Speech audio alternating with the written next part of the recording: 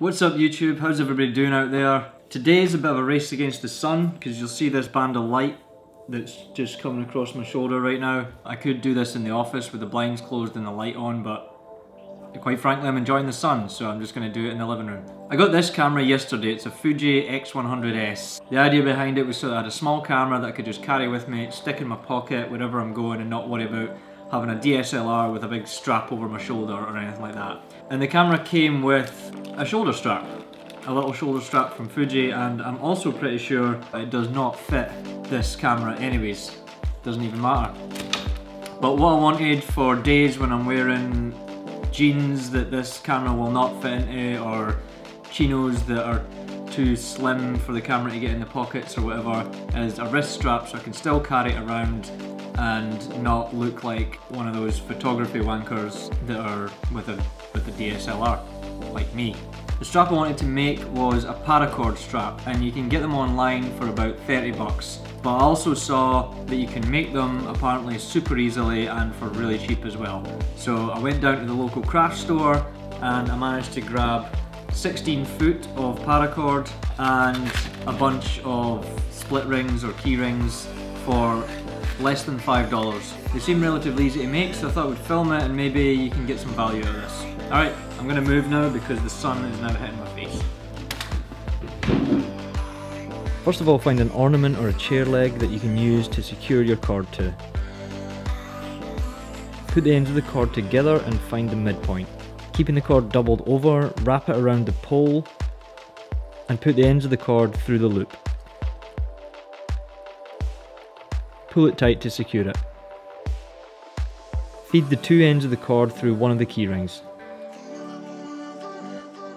Place your wrist 6 to 8 inches from where the cord is secured and measure around your wrist, pulling the keyring to the point where it meets the cord again.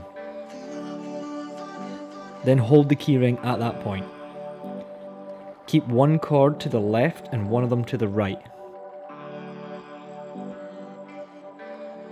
Make your first braid by taking the end of the right cord and bringing it over the top of the two cords and underneath the single cord.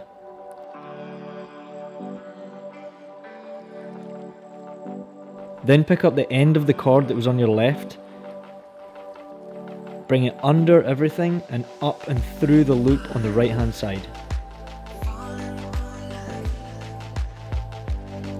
Carefully pull it tight to secure the keyring in place. Pick up the end of the cord that's now on your right and this time bring it underneath the two cords and over the top of the single cord.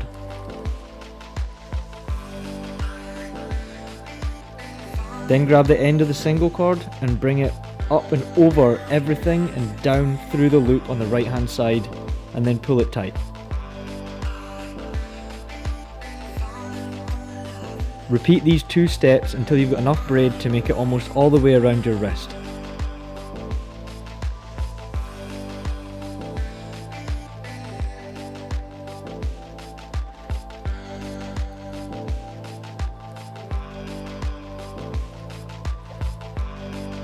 Once you're done, you should still have about 6 to 8 inches of unbraided cord. Cut off the excess from your wrist strap, leaving a little bit extra sticking out. Using a lighter, melt the ends of the cord and then clamp them down with pliers to make sure that it doesn't fray. So now that you've got your wrist strap made up, you can just pull it off of whatever it was you were making it on, stick that to the side, grab a hold of your camera. You want to take the other key ring and just like loop it onto the side of the camera here. Your camera might already have one, or maybe it's got like a big enough loop that you don't need a keyring, but I definitely need it in this case. Now you want to take the keyring that's on your wrist strap and feed the opposite end of your strap through that keyring, and then go to the keyring that's on your camera and feed, maybe I can zoom in on this. So you want to take the keyring on your camera and feed your rope through that keyring till you get to there, and then take your entire wrist strap and feed it through the loop so that it attaches to your camera like that. There you go, and that's it. Pop your wrist in there, pull it tight, and you've got your own wrist strap. Now I will admit that I had to do the wrist strap twice through because the first time I did it, I measured it quite tight with not enough excess string. So whatever you feel like will be enough length, you're probably going to add an extra few inches onto that. But even if it does happen, it's really easy to unknot and to just do again.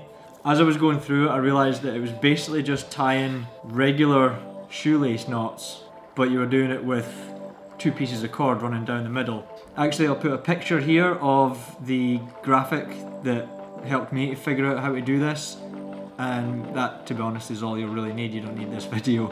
Alright, so that's it for this one. Thanks very much for watching. Like and subscribe if you haven't already, and I'll see you in the next one. Cheers!